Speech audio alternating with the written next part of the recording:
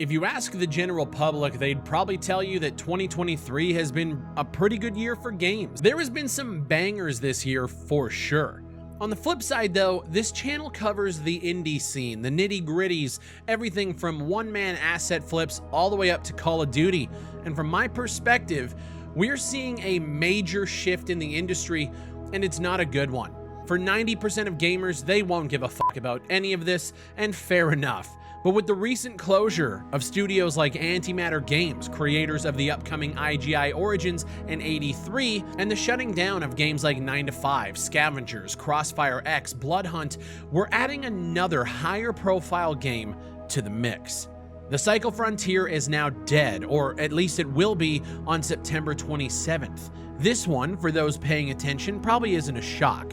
The game had a lot of ups and downs, but maintained a small but loyal player base at around 2,000 to 3,000 at any given time. And it was actually a really high quality title, giving players an alternative to games like Escape from Tarkov, but set in a futuristic alien world where you prospect for resources and other gear, fighting monsters, battling storms, and killing other players. It was a fun game when everything worked, but as their latest update has informed us, every good thing has a flip side. I'm gonna read through the entire post here, and then I'm gonna give you guys my thoughts on the Cycle Frontier shutting down. Leave a like on the video if you enjoyed it, a dislike if you didn't. Let's get into it.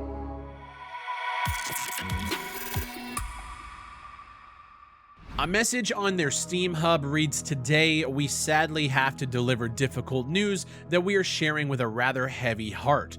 Despite our best efforts and meaningful improvements brought to the game since launch and up until the release of Season 3, the reality is that the Cycle Frontier is unfortunately not financially viable. This brings us to the heartbreaking announcement. The Cycle Frontier will be sunset on September 27th, 2023.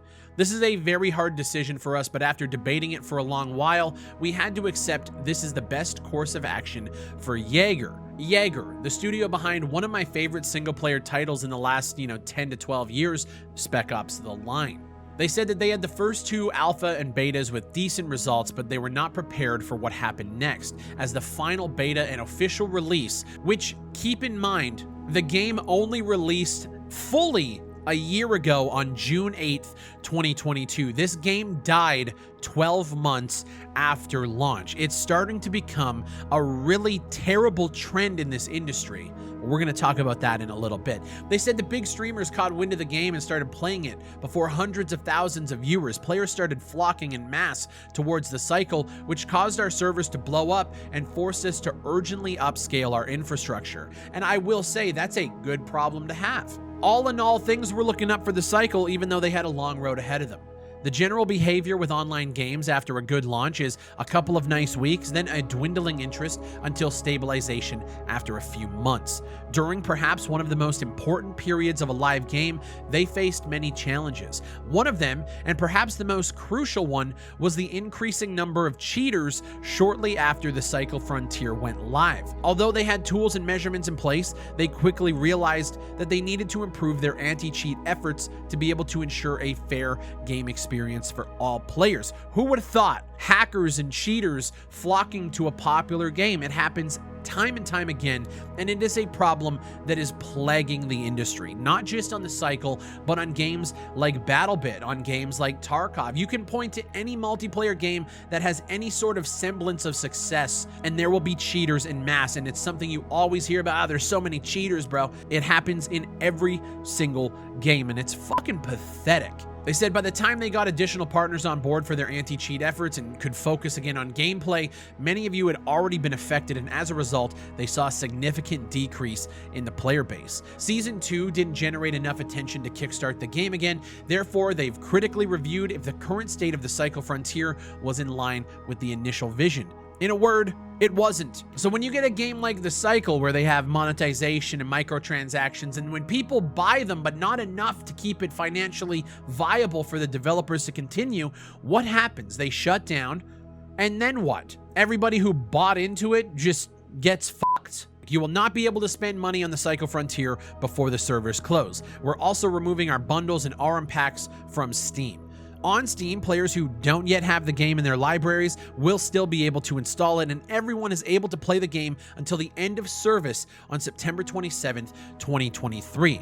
The special offers in the in-game shop will still rotate daily and weekly, but every item will receive a 95% discount or more. The premium version of Season 3's Fortuna Pass, remember all that money you guys spent? Yeah, that Season 3 pass is now going to be granted to everybody. Levels can still be skipped, but at a discounted price. They're making progression faster than ever. Now, here's the kicker, and this is what really fucking pisses me off about all of these games shutting down. Refunds will also be offered to every player who made a purchase on the Cycle Frontier in the past 14 days. If you spent money 3 weeks ago, well, fuck you. If you spent money on a Battle Pass, Season Pass, you bought cosmetics, you bought microtransactions, fuck you. That's what they're telling you. Because even though you spent your money and you wanted to support the development and support the game that you love so much, it didn't make enough for them to continually support the title. Tencent, they invested in Jaeger, and they're not seeing enough of a return to make the game viable. Also, on top of that, Jaeger's other game that they worked on called Dreadnought, yeah, that's also shutting down this year. Tencent is swinging their dick around and basically saying like, hey, you guys didn't monetize the game enough and you don't have a player base to sustain it. Our investment in you isn't worth it. So shut it the fuck down. This is a trend in the industry right now that I'm actually really getting tired of. And I have been really nice covering all of these other games, but this, I think, is the straw that is breaking the camel's back for me. I am so tired of the live service model in gaming. I am tired of developers giving us drip-fed content. I'm tired of them doing these seasonal battle passes that give us cosmetics. We buy into it and then you shut the fucking game down.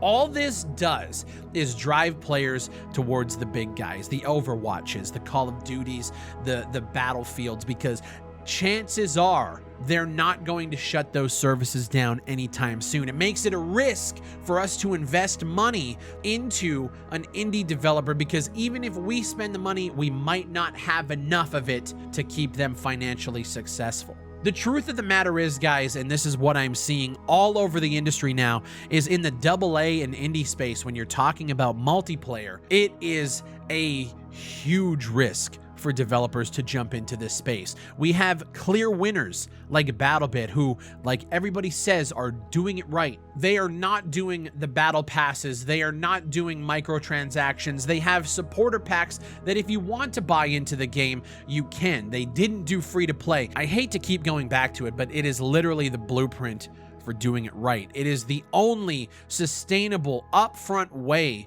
to make a multiplayer title in this day and age. We have all of these free-to-play shooters, live service models, battle passes out the ass, pushed in our faces from every single title. And even going up to the AAA space, the fact that a game like Call of Duty can sell $1 billion in 10 days, yet they still do season passes, they still do battle passes, they still do all the microtransactions. It's fucking ridiculous there too. But things like the Cycle Frontier shutting down, and I will say, like, as a business, I understand these guys had to look at it and say, shit, we don't have the player base to sustain it, we're fucked. Unfortunately, all this does is ruin the chance of another indie dev coming into the field and jumping into the fray, because it just like, why would I look at an indie game now that has a battle pass or a live service model like this and want to invest any money in it? Unless the game is pulling, again, BattleBit or AAA numbers, chances are it's going to shut down. And this is what we're seeing all over the industry.